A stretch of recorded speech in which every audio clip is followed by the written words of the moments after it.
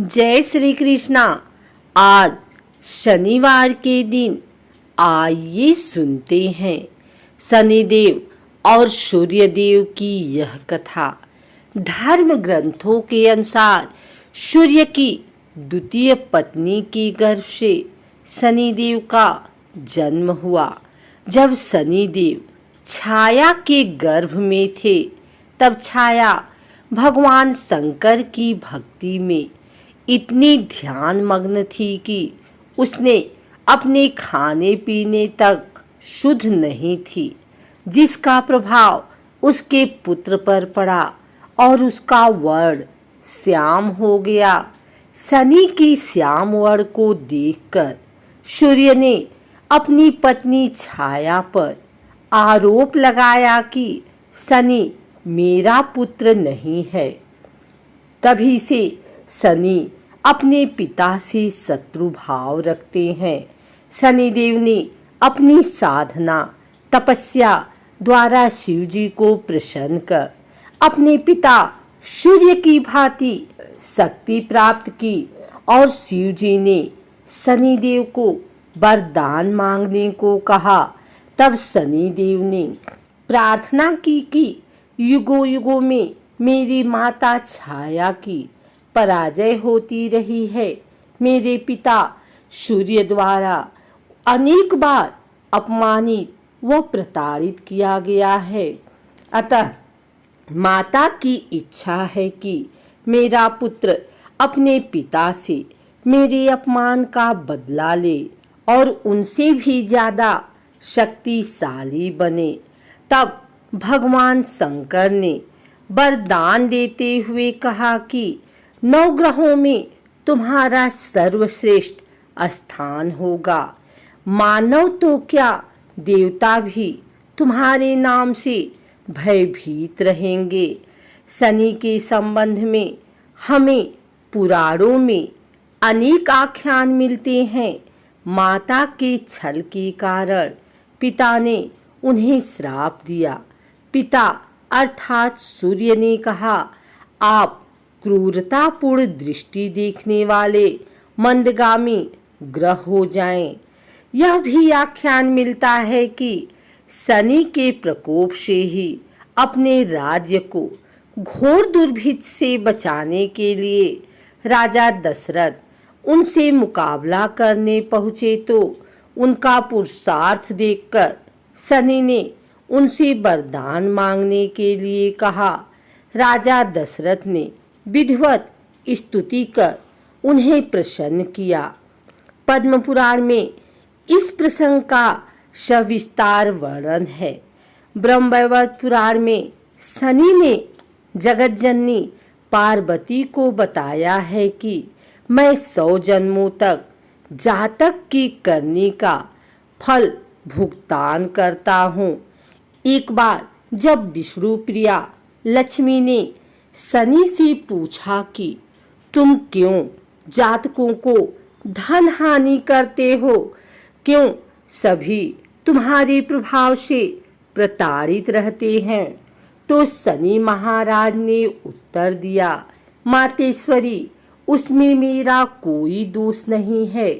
परमपिता परमात्मा ने मुझे तीनों लोकों का न्यायाधीश नियुक्त किया हुआ है, इसलिए जो भी तीनों लोकों के अंदर अन्याय करता है उसे दंड देना मेरा काम है। एक आख्यान और मिलता है कि किस प्रकार से ऋषि अगस्त ने जब शनि देव से प्रार्थना की थी तो उन्होंने राक्षसों से उनको मुक्ति दिलवाई थी। जिस किसी ने भी अन्याय किया उनको ही उन्होंने दंड दिया, चाहे वह भगवान शिव की अर्धांगिनी सती रही हों, जिन्होंने सीता का रूप रखने के बाद बाबा भोलेनाथ से झूठ बोलकर अपनी सफाई दी और परिणाम में उनको अपने ही पिता की यज्ञ में हवन कुंड में जलकर मरने के लिए शनि देव ने विवश कर दिया। अथवा राजा हरिश्चंद्र रहे हों, जिनके दान देने के अभिमान के कारण सप्तनिक बाजार में बिकना पड़ा और शमशान की रखवाली तक करनी पड़ी। यह राजा नल और दमयंती को ही ले लीजिए, जिनके तुच्छ पापों की सजा के लिए उन्हें दर दर का होकर भटकना पड़ा और भुनी हुई मछलियां तक पानी में तैरकर भाग गई। फिर साधारण मनुष्य के द्वारा जो भी मनसा वाचा कर्मणा पाप कर दिया जाता है, वह चाहे जाने में किया जाए या अनजाने में, उसे भुगतना तो पड़ेगा ही। एक और कथा के अनुसार रामायण काल में एक समय शनि को अपने बल और पराक्रम पर घमंड हो गया था। उस काल में हनुमान जी के बल और पराक्रम की कीर्ति चारों दिशाओं में फैली हुई थी। जब शनि को हनुमान जी के संबंध में जानकारी प्राप्त हुई तो शनि बजरंगबली से युद्ध करने के लिए निकल पड़े। एक शांत स्थान पर हनुमान जी अपने स्वामी श्री राम की भक्ति में लीन बैठे थे। तभी वहां शनि देव आ गए और उन्होंने बजरंगबली को युद्ध के लिए ललकारा। युद्ध की ललकार सुनकर हनुमान जी शनि देव को समझाने का प्रयास किए, लेकिन शनि देव नहीं माने और युद्ध के लिए आमंत्रित करने लगे। अंत में हनुमान जी भी युद्ध के लिए तैयार हो गए। दोनों के बीच घमासान युद्ध हुआ।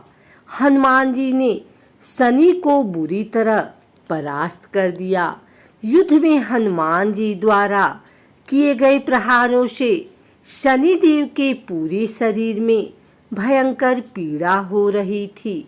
इस पीड़ा को दूर करने के लिए हनुमान जी ने शनि देव को तेल दिया। इस तेल को लगाते ही शनि देव की समस्त पीड़ा दूर हो गई। तभी से शनि देव को तेल अर्पित करने की परंपरा है। उनके जीवन की समस्त परेशानियां दूर हो जाती है और धन अभाव खत्म हो जाता है। जबकि एक अन्य कथा के अनुसार जब भगवान की सेना ने सागर सेतु बांध लिया, तब राक्षस इसे हानि न पहुंचा सके, उसके लिए पवन सुत हनुमान को उसकी देखभाल की जिम्मेदारी सौंपी गई। जब हनुमान जी शाम के समय अपने इष्ट देव राम के ध्यान में मग्न थे, तभी सूर्यपुत्र शनि ने अपना काला कुरूप चेहरा बनाकर क्रोधपूर्ण कहा, हे बानर, मैं देवताओं में शक्तिशाली शनि हूँ। सुना है तुम बहुत बलशाली हो। आंखें खोलो और मेरे साथ युद्ध करो। मैं तुमसे युद्ध करना चाहता हूँ। इस पर हनुमान ने विनम्रता पूर्वक कहा, इस समय मैं अपने प्रभु को याद कर रहा हूँ। आप मेरी पूजा में विघ्न मत डालिए। आप मेरे आदरणीय हैं। कृपा करके आप यहाँ से चले जाइए। जब शनिदेव लड़ने पर उतर आए तो हनुमान जी ने अपनी पूंछ में लपेटना शुरू कर दिया। फिर उन्हें कसना प्रारंभ कर दिया और जोर लगाने पर भी शनि उस बंधन से मुक्त न होकर पीड़ा से व्याकुल होने लगे। हनुमान ने फिर सेतु की परिक्रमा कर शनि के घमंड को तोड़ने के लिए पत्थरों पर पूंछ को झटका दे देकर पटकना शुरू कर दिया। इससे शनि का शरीर लहूलुहान हो गया, जिससे उनकी पीड़ा बढ़ती गई। तब शनिदेव ने हनुमान जी से प्रार्थना की कि मुझे बंधन मुक्त कर दीजिए। मैं अपने अपराध की सजा पा चुका हूँ, फिर मुझसे ऐसी गलती नहीं होगी। तब हनुमान जी ने जो तेल दिया उसे घाव पर लगाते ही शनिदेव की पीड़ा मिट गई। उसी दिन से शनि देव को तेल चढ़ाया जाता है, जिससे उनकी पीड़ा शांत हो जाती है और वे प्रसन्न हो जाते हैं। हनुमान जी की कृपा से शनि की पीड़ा शांत हुई थी। इसी वजह से आज भी शनि हनुमान जी के भक्तों पर विशेष कृपा बनाए रखते हैं।